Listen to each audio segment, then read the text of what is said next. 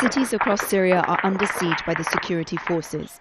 This video posted online allegedly shows armed men loyal to the government roaming the streets of Homs on Tuesday. Gunfire can also be heard.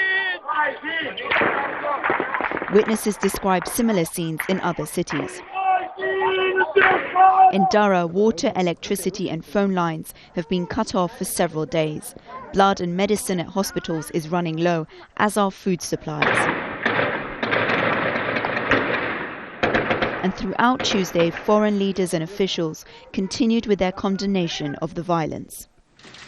Turkey's Prime Minister Recep Tayyip Erdogan, who is sending an envoy to Syria for talks, made a phone call to Bashar al-Assad urging restraint.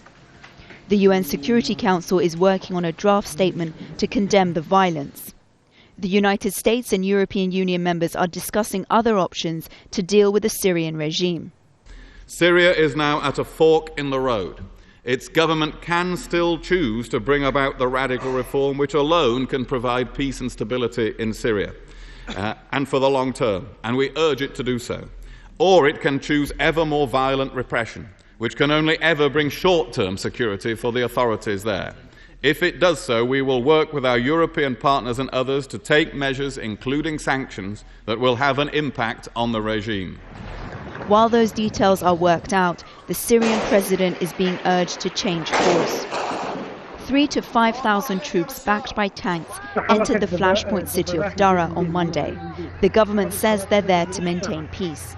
But a Syrian human rights group says at least 30 people have been killed since Monday. They've also released new figures claiming that at least 400 people have been killed since mid-March. Up to 500 people have also been arrested in a major crackdown by authorities.